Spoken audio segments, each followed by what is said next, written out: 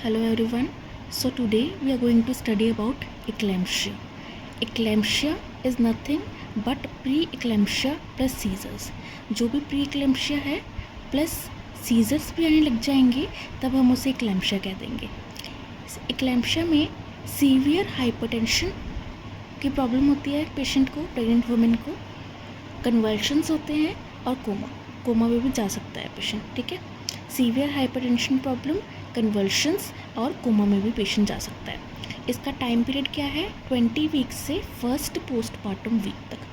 First मतलब pregnancy के labour के बाद, बर्थ के बाद फर्स्ट पोस्टमार्टम वीक तक एक्लैम्पशिया आपको देखने को मिल सकता है. इसमें एक्लैम्पशिया में मोड्स भी हो जाता है पेशेंट को, MODS multiple organ dysfunction syndrome भी हो जाता है. कॉजेज़ क्या है? Cerebral dysrhythmia, cerebral anoxia, cerebral vasospasm और इस्कीमिया.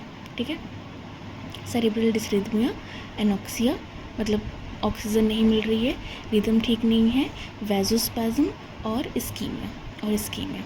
ठीक है, और एक और चीज़ लिखी है मैंने साइड में, वो है ऑनसेट. अगर एंटीपार्टम में चांसेस ऑफ ऑनसेट कितने हैं? 50%, इंट्रापार्टम में 30% और पोस्टपार्टम में 20% चांसेस है. ठीक है, हम ये याद रख सकते हैं. एंटीपार्टम में एंटीनेटल में कितना रहेगा?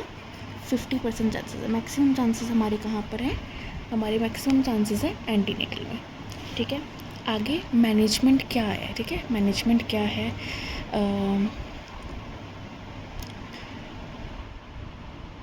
मैनेजमेंट क्या है एक्लैम्पशिया का? पहले तो रिससिटेट करना ज़रूरी है. पोजीशन लेफ़्ट लेटरल देंगे प्लस ऑक्सीजन देंगे हम, और ऑक्सीजन कितने देंगे? 8 to 10 लीटर्स पर मिनट 8 to 10 लीटर्स पर मिनट ऑक्सीजन देंगे. दूसरा हम आरएल दे सकते हैं पेशेंट को 2 लीटर्स पर 24 आवर्स आरएल देंगे, या लेस देन 2 लीटर्स पर 24 आवर्स.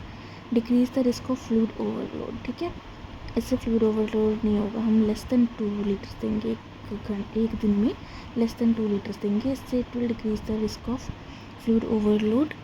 आगे less than 70 ml per hour भी दे सकते हैं, या प्रीवियस यूरिन आउटपुट देखेंगे एक दिन का और उसमें 1000 ml ऐड कर देंगे. ठीक है, प्रीवियस यूरिन आउटपुट देखेंगे और फिर 1000 ml उसमें ऐड कर देंगे, उतना हम आरएल दे देंगे पेशेंट को.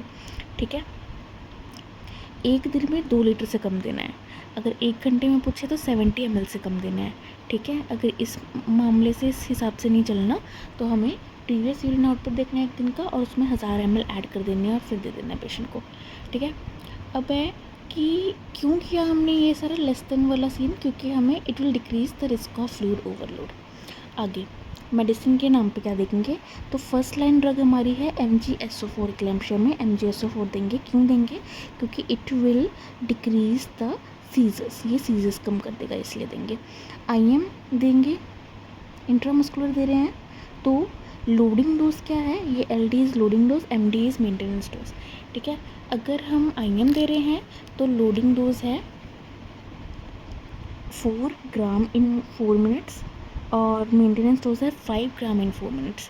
अगर IV दे रहे हो तो लोडिंग डोज है 5 ग्राम इन 15 मिनट्स और मेंटेनेंस डोज है 1 ग्राम पर आवर. हर घंटे में 1 ग्राम देना है. ठीक है, 4 in 4, 5 ग्राम्स इन 4 आवर्स. ठीक है, 4 मिनट और 4 आवर याद रखना है. 4 ग्राम 5 ग्राम. अभी हमेशा ज़्यादा मेंटेनेंस डोज ज़्यादा ही होती है. लोडिंग डोज 5 ग्राम इन 15 मिनट्स और मेंटेन करने के लिए 1 ग्राम पर आवर. ठीक है, 5 ग्राम इन 4 आवर, 1 ग्राम इन 1 आवर. ठीक है, 1 ग्राम इन 1 आवर.